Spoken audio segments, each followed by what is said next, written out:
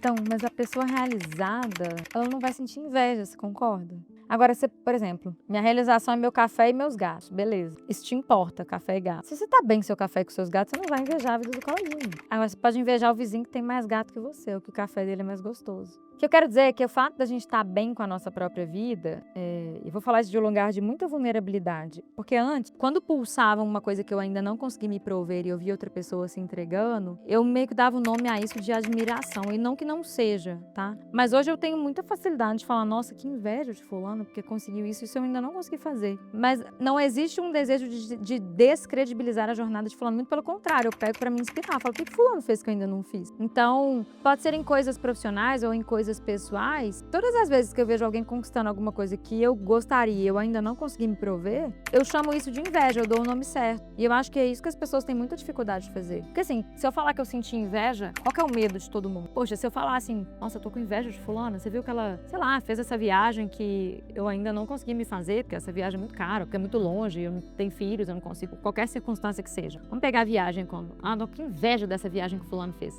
É algo totalmente passível que eu poderia invejar de alguém, uma viagem. Antigamente eu acho que eu não falaria isso. Talvez eu faria, não, mas fulano, cara, vai ficar um mês longe dos filhos, porque não é uma viagem pra você levar filho. Ou então a pessoa leva o filho e fala, inadequado, não é uma viagem pra você levar. Ou então, vai gastar tudo isso numa viagem. Eu tinha dificuldade de admitir que eu tava querendo ir, mas que eu tinha razões limitadoras para aquilo. Hoje, se eu olhar pra viagem da fulana que me chamou a atenção e que eu ainda não consegui me dar por qualquer razão que seja, eu vou falar que inveja dessa viagem. E eu vou usar essa inveja para entender se, será que eu posso ir com os meus filhos? Porque fulano foi. Ou, se não foi esse o caso, será que eu posso fazer um planejamento financeiro para eu ir? Será que eu posso fazer um planejamento de agenda para eu conseguir me ausentar por 60 dias? Eu tô criando hipóteses aqui. Mas eu acho que parte do princípio de tirar da inveja esse peso todo que a inveja tem, entendeu? Porque o ser humano tem um medo danado de falar que já sentiu inveja e de ser carimbado como uma pessoa invejosa. No fundo, a gente tá sempre tentando proteger a nossa identidade. Então, eu não quero ser visto como invejosa. Quem eu me torno se eu virar pra Bruna e falar, Bruna, eu tô com inveja da fulana? A Bruna vai falar, a Carol falou que tava com inveja da fulana, portanto, ela pode carimbar. Carol é invejosa. Pode ser que ela faça isso. Só que eu sei que eu não sou invejosa no sentido de detrator da palavra. Então, quando eu tô sentindo inveja hoje em dia, eu não dou mais outro nome, não. Eu não falo inveja branca, que eu acho que isso não existe. Eu não falo admiração. Eu não tento diminuir. Eu falo, cara, talvez eu não tenha disposição de pagar o preço que essa pessoa pagou pra fazer tal coisa, pra fazer esse resultado. Mas me inveja. Isso aí que ela fez me chamou a atenção. Também queria. Porque o que a gente não quer, que a gente não deseja, não chama a nossa atenção.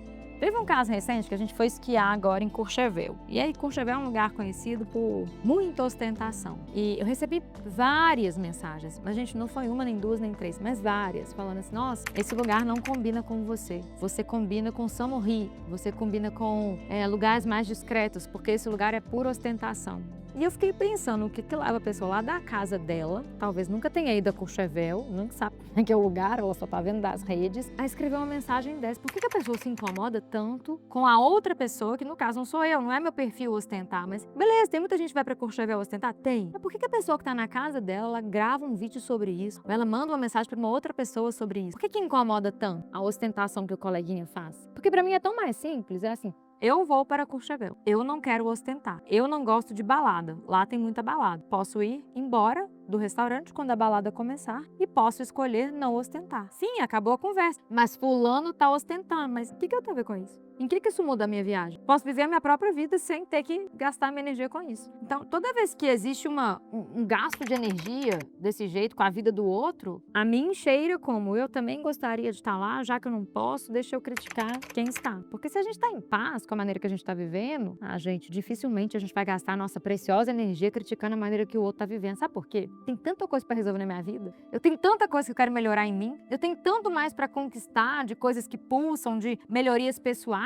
Eu não tenho energia para gastar para resolver a minha vida e a do coleguinha. Então eu não vou ficar vendo a vida do coleguinha, apontando o que ele devia fazer diferente, como é que ele deveria ser, até porque eu não tô dentro dele. E o que é sucesso para mim é diferente do que é sucesso para outro. Mas a pessoa, Carol, que tá ostentando, você não acha que ela tem um vazio de autoestima? Sim, eu acho. Só acho que isso não é problema meu. Então a pessoa que tá em casa criticando quem tá ostentando, para mim ela tem o mesmo problema da pessoa que tá ostentando, porque ela não tá vivendo a própria vida. Ela tá gastando tempo e energia dela preocupada com a vida do outro. Isso é tão sintomático quanto a pessoa que tá vivendo uma vida para ostentar, para mostrar para o outro. E de novo, nem toda ostentação é pra mostrar pro outro. Porque eu posso comprar uma bolsa que eu quero, posso comprar uma Ferrari que eu quero, ou eu posso comprar a bolsa porque eu quero que fulano veja que eu comprei. Eu posso comprar o carro que eu quero que o vizinho veja que eu comprei. Então não é o que você faz, é por que você faz. E 99% das pessoas não tem nem consciência de por que elas fazem o que elas fazem. Enfim, viajei. Você falou que você viajou, que você foi longe, mas eu fui mais ainda. Mas no fundo é isso, que esse quadro vai ter que chamar Filosofadas. Porque no fundo vai de Lé pra Cré, vai pra Courchevel, vai pra não sei aonde, os assuntos se misturam. Mas é como se eu estivesse conversando com uma pessoa na minha frente. Eu acho Filosofadas um nome bem legal, porque aí te dá liberdade de ir pra de lá pra cá, entendeu? Tô aqui filosofando sobre a vida. Você lembra da vinheta? Chamava Filosofado. Tá musiquinha. É. Não, mas nós vamos refazer essa vinheta, né? A gente pode refazer, não.